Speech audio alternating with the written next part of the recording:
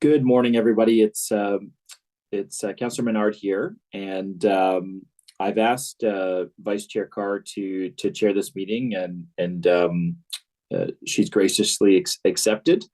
And Chair Brown will be chairing the next joint meeting following this meeting. So, with the will of committee, I'll turn it over to Vice Chair Carr to chair the meeting.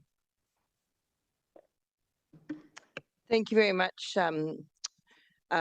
Chair.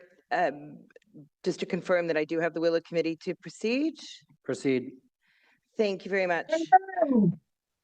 As we begin our meeting today, and on behalf of Ottawa City Council, I wish to acknowledge that Ottawa is built on unceded Anishinaabe Algonquin territory.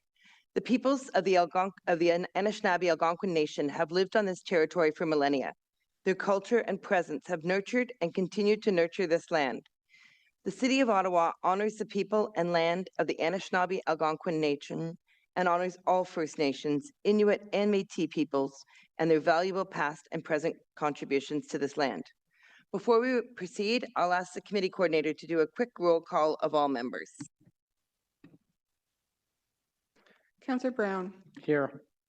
Councillor Curry. Here. Councillor Devine. Here. Councillor Hill. Present. Councillor Johnson. Here. Councillor Kavanagh. Councillor King. Here. Councillor Lowe. Here. Councillor Lulaf. Good morning. Councillor Tierney. Councillor Menard. Morning. Chair Carr. Present. I'll just note that Councillor Tierney will be here. He'll just be about 30 minutes late. Thank you very much. We'll continue with the meeting then. Are there any declarations of interest? Seeing no declarations, we'll move to confirmation of the minutes for Tuesday, March 18th. Are the minutes confirmed? Confirmed. Thank you. As part of the agenda, we would have seen the response to inquiry on the consolidated web page for waste. And next we'll move to item 5.1, the water bylaw review. We will have a presentation for this item, I believe. Nope, there's no presentation, sorry. We'll move straight to delegations. For the first delegation, we'll call up Jen Richardson and Kevin Wright. Are they in person or online?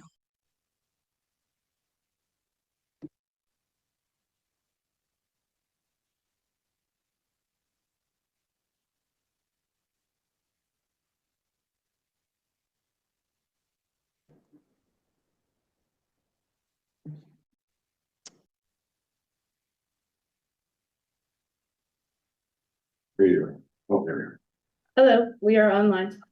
Okay, good morning. You'll have 5 minutes for your delegation. Please go ahead. Thank you, councillors, for giving us the opportunity to speak today. I'm Jen Richardson, Director of Communications and Marketing at Alert Labs, and with me is Kevin Wright, our Chief Architect.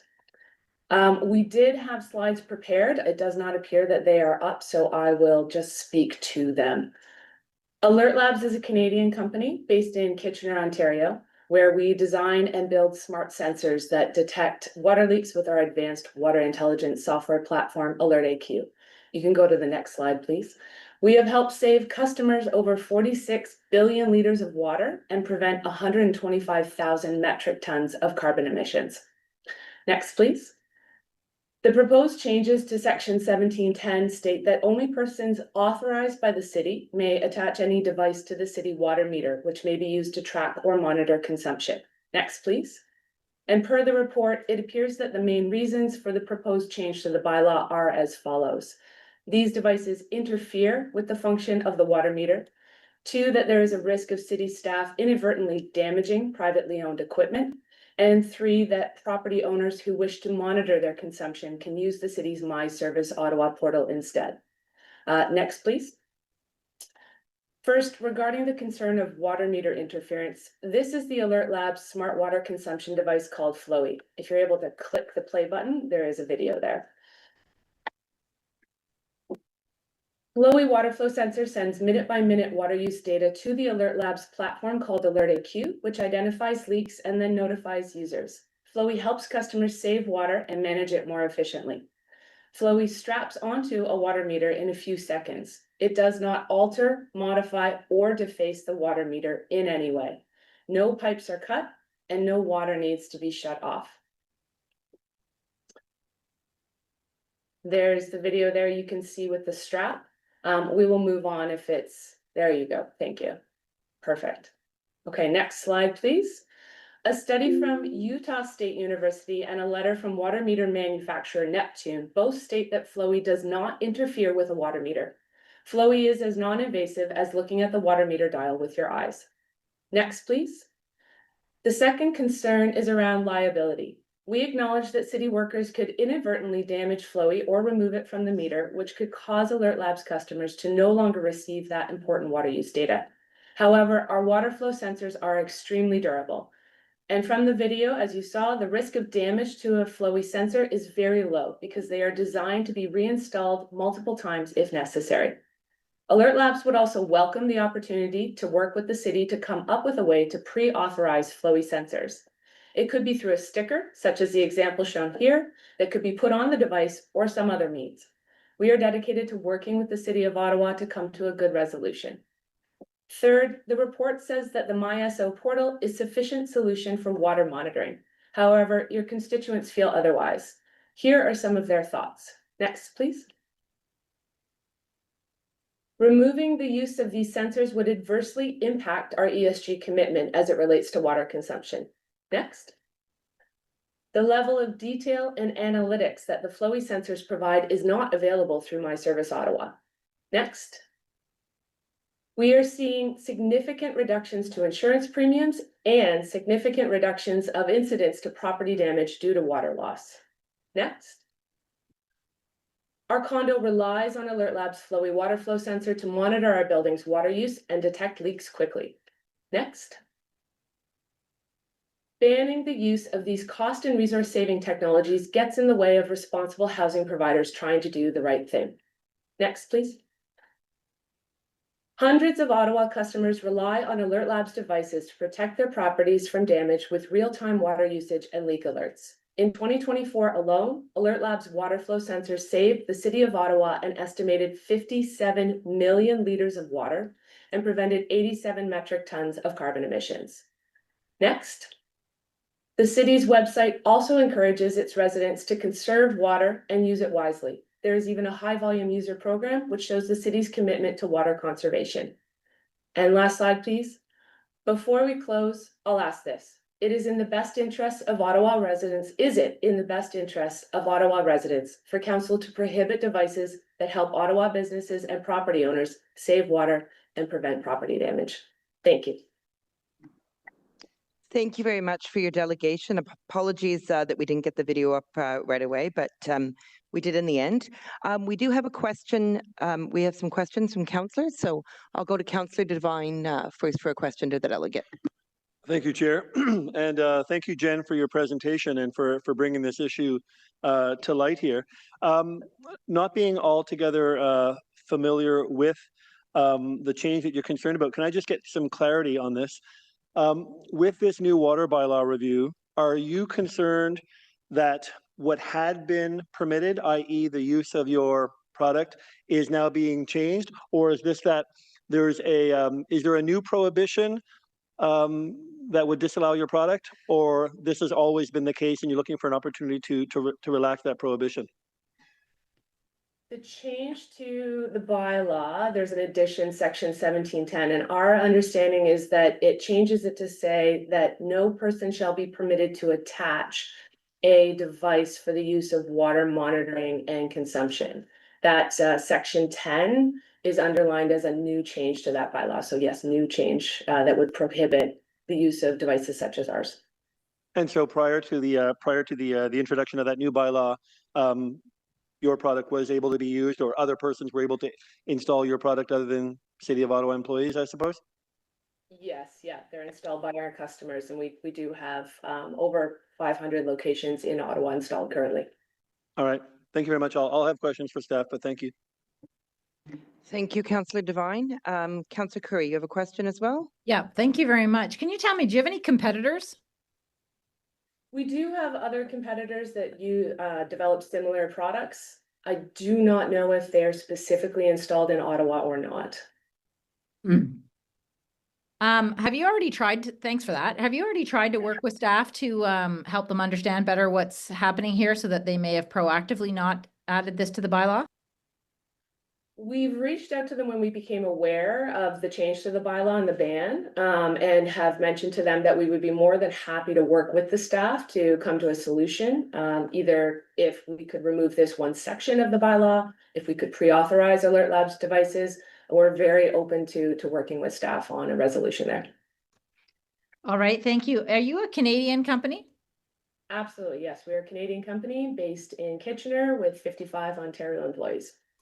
Are any of those employees here in Ottawa? Yes. Yes, some of our employees are in Ottawa indeed. Do you know how many?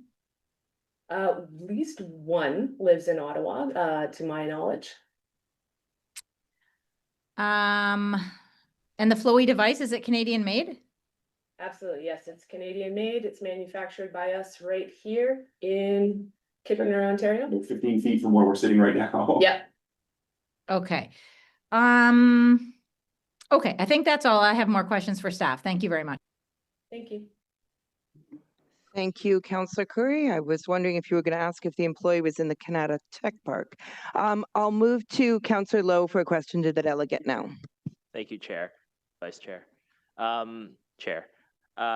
So you pointed out the language in the relevant section of the bylaw that says no person may attach, et cetera, et cetera. However, it does also read except those authorized by the general manager. Do you see that as still a roadblock in terms of maybe, if the opportunity comes up, do you see that as a roadblock as working with the city, working with city staff to maybe try to find something amenable to all, agreeable to all? Sorry, was that question directed at me? Yes. Yeah. So in the very beginning of section 17, it does say no person except those authorized by the general manager, and then subsection 10. The item 10 does say attach any device. So is that extra language that says except those authorized? Do you see that as still a barrier to maybe working with like if the opportunity comes up, to working with city staff to come up with something? I think that's where our suggestion was, if Alert Labs devices could be pre-authorized, perhaps. I do think that it would be challenging for every single one of our customers to get that authorization individually for these devices. We do work with the school boards, hundreds of locations for them. We do work with facility management providers who install these devices in government facilities. So I do think it would be challenging if they had to individually get authorization for these devices. However, one of the things that we would be willing to do would be to work with the city to pre-authorize Alert Labs device. Yeah, the device specifically. And that's why we suggested, perhaps a sticker that could make it easy for city staff to recognize that this device is authorized to be attached to the meter. Do you have any such agreements with any other, let's say, Ontario cities? No other Ontario cities have implemented such a change to prevent these devices. So we have not needed to have that type of agreement. However, we have worked with other municipalities in the past to install these sensors for their residents. They've even developed programs encouraging residents to install them, or they use them in their own facilities. So, yeah. Okay, all right, thanks very much. Thank you very much, Councillor Lowe. I don't see any further questions for the delegate, so thank you very much to both of you for delegating today. Much appreciated. And we'll move to the next delegate, which is John Dickey from the Eastern Ontario Landlord Organization. I believe he is in person, so we'll have 5 minutes for your delegation. Yes, thank you, Madam Chair. I am here in person. And I think you all know me and the Eastern Ontario Landlord Organization, so I won't chew up time with that. EOLO's concern in this was the same as Alert Labs as it happened. a number of our members use Alert Labs products. And frankly, Alert Labs has been, I would say, the most forward moving and aggressive sounds bad, but assertive in exhibiting at various industry conferences to encourage the adoption of this technology. And we appreciate that. First, I will say that with respect to this report, the staff report, we are in support of the other points of the report. And based on my discussion with him this morning, I believe that with Mr. Mahoney, that is, I believe that the problem I raised, and which is the same as what Alert Labs raised, has largely been resolved. It appears, frankly, that the problem was largely a sort of a failure of communication, because these devices have been being used for 5 or 6 years. And I don't think Alert Labs was aware that there was a problem with the city's devices. The survey I did of my members said they weren't aware of any problem with the Alert Labs devices interfering with the city's meters, or frankly, or damaged by city staff or contractors. So, this sort of came as a bolt out of the blue. EOLA's members were not happy with the idea that they were going to have to give up these devices. But we are always in favor of, or I guess virtually always, but very often in favor of win-win solutions. And most of the city staff are as well, including the finance staff. So my understanding is that my position, EOLA's position, is that the water users should not be interfering with the city's meters. Equally, that catching pipe failures ASAP is a good thing to minimize damage, to minimize water wastage, and to minimize costs. And from those points of view, Mr. Mahoney has assured me that the city will work with the private water monitoring people, including Alert Labs, to pre-approve devices which do not interfere with the city's meters, which we think these don't. We would like to ensure that other companies can get their devices pre-approved because we'd like competition in the marketplace. Then we also like competition in the marketplace for the purpose of better pricing and for the purpose of a better product. The different companies provide different bells and whistles, different ways to report, different ways to aggregate data. Some of them provide email alerts to landlord staff so that when there's a pipe failure in a building, the superintendent of the building gets an alarm in his unit, and he can go, like in 5 minutes, he throws on his uniform and he goes and he shuts off the water. So he stops the water damage right then and there. And we want that to continue. So there should be a win-win solution here. I guess the one thing we spoke quickly because of the time constraint this morning, but I would hope that Mr. Mahoney can agree that there will not be a kind of a requirement to remove all these devices while this process is going on.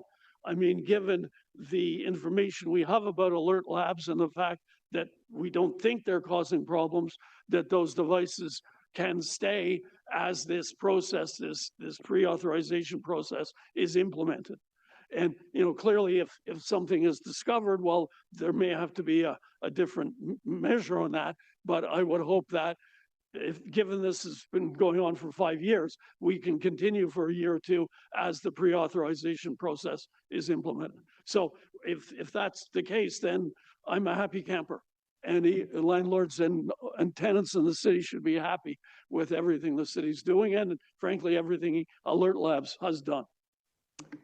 Thank you very much. And with that, that's time. Appreciate the presentation. We have a question from Councillor Kavanagh.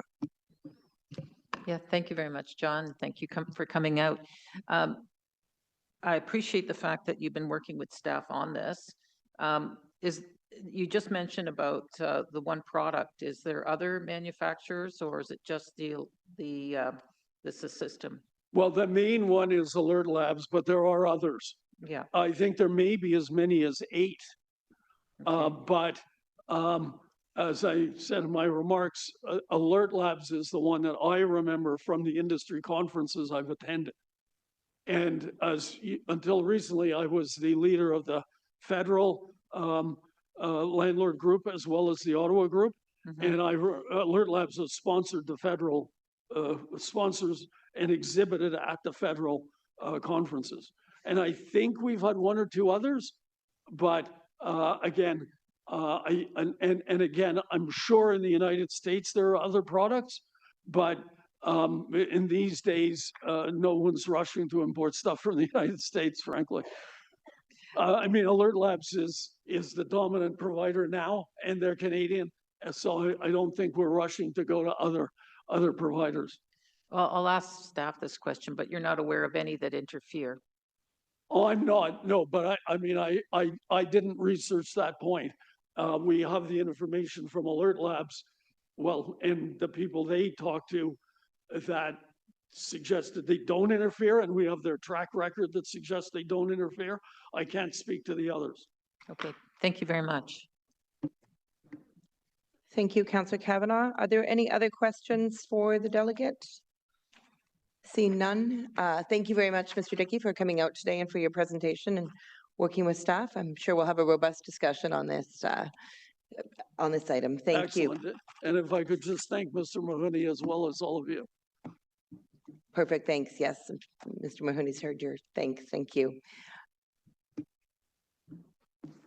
We'll now move to questions for staff on this item. Okay, first we'll go to Councillor Curry. Thank you, Madam Chair. So given what what John just told us, the question to Joseph, do we need to change anything here, or do we understand that everything is okay in terms of being able to work with Alert Labs? Thank you very much, Madam Chair. So what we are proposing here through the clarification in the bylaw is just, I think, to acknowledge, I think, some of the changes that have occurred in technology over the last couple of years. There's always been a statement in the bylaw that, nobody may interfere with the water meter or the function of the water meter, or that the water meter must remain unobstructed. So we are adding a clause to further clarify that, given some of the changes in technology. Now, the clause in the bylaw does not prohibit. It says you cannot attach unless you're authorized. So if there's anybody out there that is looking to attach a device onto our water meters, we need to go through the due diligence process. We have a process in place to make sure that we test and make sure that that particular device does not interfere with the main thing, which is why the meter is there, which is to record consumption for the purposes of billing. So I don't see this significantly as a change. I think there's always been a requirement for people to reach out to us. We've found out, I think more recently, as we've been going out to change meters, that we're seeing more and more of these devices, and therefore there's a need to make a better clarification in the bylaw. Okay, great. So basically Alert can just come and talk to you, that you can go through the due diligence and they would be okay to go forward as long as it meets all the requirements, and we understand that they probably already do. Yes, so we would have to make sure that we do our due diligence to make sure that they do. And if they do, then I think we can, come up with a process, including issues of liability. Okay. All right. So I think that all sounds good to me. I'll see whatever other people have to say. Thanks. Thank you very much, Councillor Curry. Councillor Lowe. Thank you. So I guess following up on the last question there, you're giving, at least for me, you're giving me the impression that this might become, even if there's some sort of blanket pre-authorization, this might become like an individual, you have to go to every single household that it's going to look to install these device or add these devices, and you're going to have to go inspect them to make sure they're okay. Is my impression correct, or did I completely misread it? Madam Chair, so how this would work is once we've completed our due diligence, we would also have some sort of terms of engagement that we would pass on to the vendor in terms of how, where, when the devices should be attached.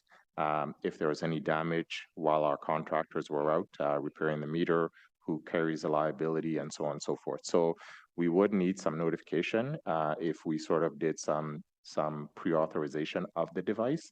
We'd need to know where they're being installed, but I don't foresee that this will be a requirement where our staff have to go out and inspect each and every one of them. And I guess this is something you'll update us via memo, I guess, or something. Eh? Madam Chair, as there is a requirement to do so, yes, we will. Okay, thanks. Thank you. Thank you, Councillor Lowe. Councillor Kavanagh.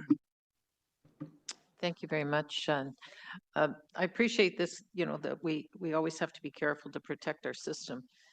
Is it possible just to have a list of pre-approved products that, such as the one that's been described, different models? Madam Chair, that is possible. I think we just need to have that engagement, which we haven't gotten. I think what we've seen so far is these devices just get installed onto the meters. And in many cases, they wind up breaking existing city infrastructure or interfering with our meters.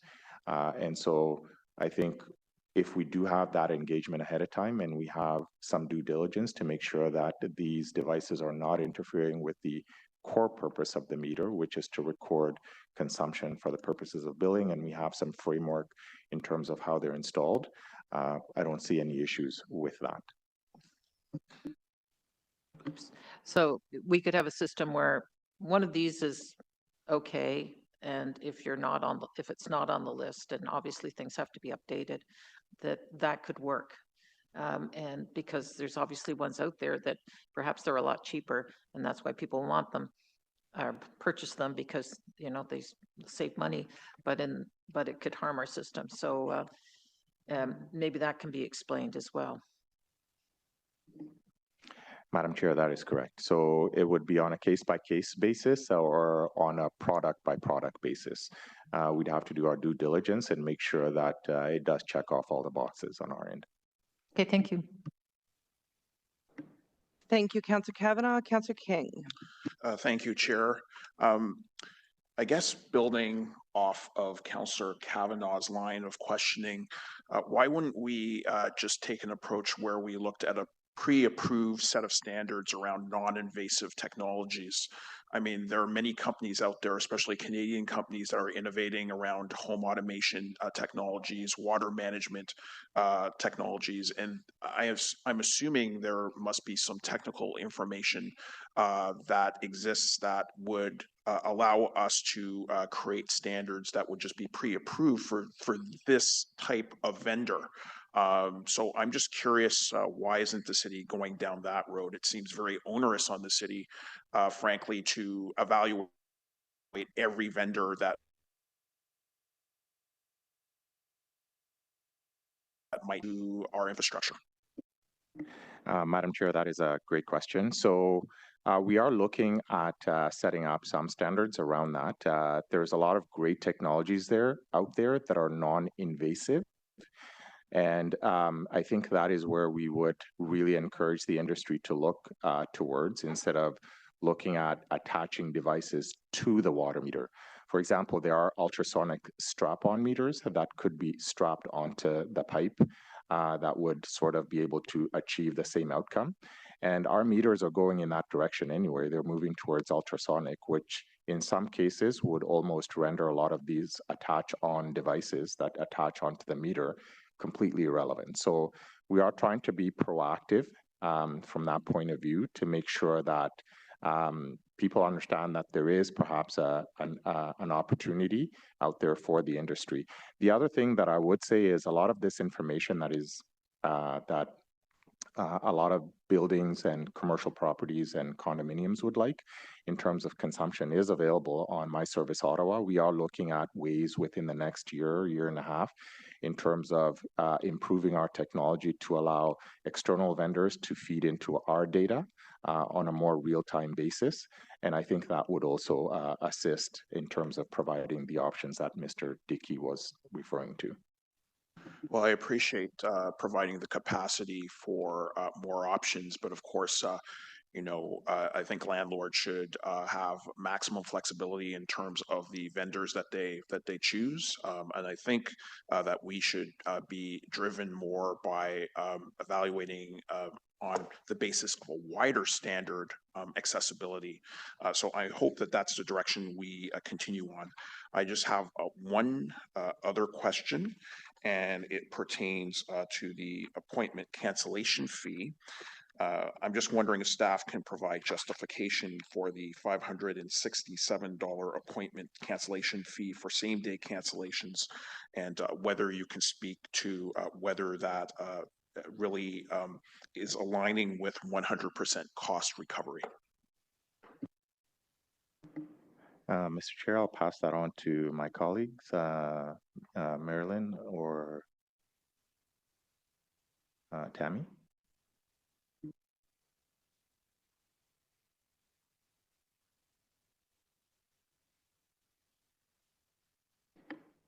Yes, that fee is to recover the costs that staff incur when they show up for an appointment and the contractor or whoever is requesting the turnoff is not there. And that is just 100% cost recovery for the cost of the work? Yes, it's the cost to mobilize, wait, and then demobilize. Thank you. Thank you, Chair. Thank you very much, Councillor King. Councillor Devine. Thank you, Chair. I think I'm going to be following on two of Councillor King's questions. So with regards to the first issue about the installation of new devices, the change to 17.10 in the bylaw, I mean, I suppose I agree with one of the delegates is that hopefully we're striving towards a win-win solution where we can exercise our due diligence to protect our assets and our infrastructure, but at the same time, being open to technological innovations in the market, especially if those innovations lead to whether it's greater water preservation or quicker detection of water leaks. Those all sound like interesting innovations to me. And several of the questions I had wanted to ask, I believe, were answered. It does sound like there will be some door open to possibly pre-authorizing technologies that meet certain standards. I guess the one question I just want to clarify with regards to, and I don't remember the number, but that company Alert Ottawa was saying that they have a certain number of assets already in place in the city of Ottawa. I can't remember the number, but it was significant. I just want to clarify with this new bylaw being about the prohibition of any unauthorized installation of new devices, would the passing of that bylaw have any impact on existing assets already in place? Will there be any requirement to go back and recertify or even remove?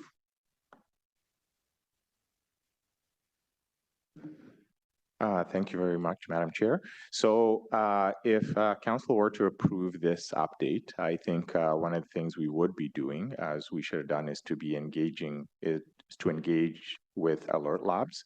I know they did reach out to me last week looking for a meeting, and we are going to set something up in terms fairly quickly in terms of having a discussion, trying to understand their technology so that it's more of a win-win situation. And if we do find that the product does meet our standards, then I don't see any implications in terms of a go forward and any impact to those where they're already installed. I think the key thing here that we're trying to prevent is to ensure that the products that are out there that are being specifically attached onto the meter are not making a secondary item the main thing. We want to make sure that the main thing is the main thing, and that city assets are protected, and that they're able to deliver the function for which they were installed. Thank you. And as to my second question, Councillor King was also asking about the $567 fee for cancellations of appointments. So I guess I had two questions to that. It sounded to me, at least from my understanding in the report, that was that an increase of a fee from one level to another, or is that the introduction of a new category of fee? Yes, Madam Chair, it's a new fee. And so if it's a cost recovery fee, then I'm presuming that we were just swallowing those costs prior to the introduction of this. That would be correct. And because the fee itself, especially going from 0 to 567, as opposed to like 562 to 567, it is a large fee. I just want to get absolute clarity on what are the kinds of appointments that would have to be canceled that would be subject to this fee. This is for the installation of new water meters or having water meters shut off?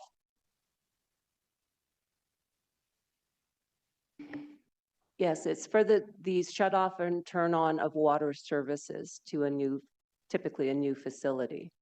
Okay. And had you been noticing that prior to the introduction of this fee, was there a high percentage of cancellations of those kinds of appointments? Yes, that's correct. That was the genesis for implementing the fee, is there were a large number of no-shows, which then impacts the productivity of our staff. Fair enough. And can I assume, just because, and I respect the move towards, preventing that loss, but also, out of concern for people who might be paying that fee, can I assume that for anyone who will be booking such an appointment in the future, that there will be clear communication that should you cancel this appointment, there would be a $567 fee? I will assure that that happens as an ongoing or going forward basis. Okay. And when you say I will assure, I'm not sure if that meant that was part of the plan or not. But can I assume that if I am the person who is booking such an appointment, I don't know how the process is for booking and getting a confirmation of that appointment, but whether that confirmation is by email or by letter or by phone, would there be some communication that would make it clear what are the risks of me canceling that appointment, especially if those cancellations are, as you say, frequent? The communications will be clear. Great. Thank you very much. Thank you, Chair. Thank you very much. You still have over a minute and a half left. You're done? Thank you, Councillor. Thank you, Councillor Devine. We'll now move. There's no other further questions? All right. I'll also just mention that there were 6 written delegations as well as part of this item that were received and available to read. We'll now move to the report recommendations. The Environment and Climate Change Committee recommend that Council approve the updated water bylaw substantially in the form attached as document 1 to be in effect May 1st, 2025, including the following as described in the report: a service fee for cancelled and rescheduled service appointments, a perimeter water meter requirement for private developments, a bill correction fee due to denial of access, a leak assistance program. Is this item carried? Carried. Thank you. We'll now move to item 6.1, which is the Source Water Protection Septic System Inspection Program, Municipal Wellhead Protection Area Risk Management. There is a presentation for this one? No, there's no presentation. Okay, so we'll move straight to delegations. Courtney Argue is in person, I believe, to make a delegation.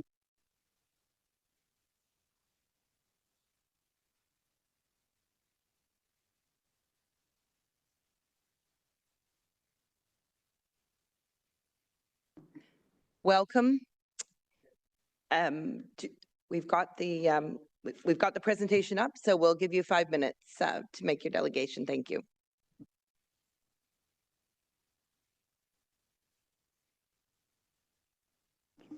Oh, thank you. So sorry. Thank you for having me, guys. So my name's Courtney Argue. I'm doing my presentation today on water and how it's a human right as per the United Nations. Next slide, please. So today I brought a little bit of show and tell. I didn't want you guys to be too bored, so I'm going to try to get this in the camera here. So I'm a first-generation young farmer, but please do not ever gift me a house plant because everything is the theory of Darwinism and survival of the fittest. And no house plant has ever proven to me that they are the fittest. And this is what they look like. So this is George. Everybody meet George. And this is an example of what happens when something does not get enough water that it needs. Next slide, please. So facts about well water. City of Ottawa has reported that there are over 50,000 registered private wells. However, that might not always be accurate, as we do have a lot of older wells in the City of Ottawa. As per Ottawa Public Health, there's an average of 2.5 people per household. So that would look at about 11% of the City of Ottawa's population relying on well water.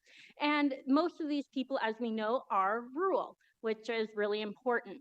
Now, what happens when groundwater gets contaminated? Well, we do have two local examples. One is the Beckwith Plume, just between Carleton Place and Beckwith there. This is where a junkyard actually contaminated the water table years ago, and it took 8 years for since the positive water sample to the time where the household owners actually got support from the municipality, where they do require water treatment. So there's another example, the National Research Fire Lab, where they were testing fire retardants, and it did leach into the groundwater. And this left 49 homes affected. Next slide, please. I just wanted to say thank you because not enough of you guys do receive thank yous enough, I don't think. So I think that this conversation is really important, especially around septic system inspection programming. Next slide. However, what can we do more? The answer is absolutely. Next slide. So if you look at the Rural Summit, one of the key goals was the rural lens for infrastructure. So this is something that is really important to the rural people, and any risk is too much risk when it comes to putting a human right in jeopardy. So when we look at construction, we need to really make sure that not only septic systems that we are mindful of, but the whole infrastructure of projects. So we have, vendors that put containment systems in, but all it takes is one situation where a contamination can happen. After all, there are reasons why containment systems are required. So we just want to keep that in mind when we have construction proposed, especially in rural areas where rural people are reliant on water and the groundwater. Especially when there could be better opportunities for such constructions, such as in industrial areas or areas where people might not have their water polluted. So just in conclusion, I want to bring back to the rural lens for infrastructure. Sorry, next slide. A direct quote from our Mayor Sutcliffe: moving away from one-size-fits-all model to address diverse rural needs. So this is a really important one. And just a quick takeaway from everybody here, I just wanted to make sure that you guys really think of George when you think of water and rural residents. Without protection of our groundwater, we, along with the livestock we rear with food and food we grow, we will all start looking a little like George. Thank you. I and George will be taking questions. Thank you very much for your delegations. Do we have any questions for either Courtney or George? Councillor Tierney, and could you specify who your question is for specifically? Great, thank you for your delegation today. Thank you. Speaking of George, yes. Have you spoken to your MPP in the area out there, George DeRuse? No, I actually, I'm in West Carleton. I'm in Ward 5. Oh, wonderful. Okay, Yeah, great. so we have spoken to MPPs, we've spoken to our great councillor, Clark Kelly, and as a first generation farmer, We want to protect the lands that we rely on and that all our residents rely on in the area for food and for water. Oh, great. I grew up in Constance Bay. I know the valley well, so thank you for your delegation. Thank you. Thank you very much. There was no further questions for the delegates, I will say. So we'll move to questions for staff. Are there any questions for staff this morning? Okay, seeing none, we'll move right towards the report recommendations. And that is that the Agricultural and Rural Affairs Committee and the Environment, whoops. That's correct. Yep, sorry. That the Agriculture and Rural Affairs Committee and the Environment and Climate Change Committee recommend to Council to approve the source water protection septic inspection program as described in this report. Is that carried? Carried. Thank you. And we have no in-camera items. On the agenda, there was two information previously distributed, one on municipal drinking water systems and one on the report of the use of delegated authority. Are there any notices of motion? Any inquiries? Any other business? Do we need a motion? Nope. All right. And with that, we'll adjourn this meeting, and the joint meeting of Environment Climate Change Committee and AWAC will start at 10:30 with Chair Brown. 10:15. Oh, so 10, sorry, 10:49. At 10:49. Perfect. Thank you.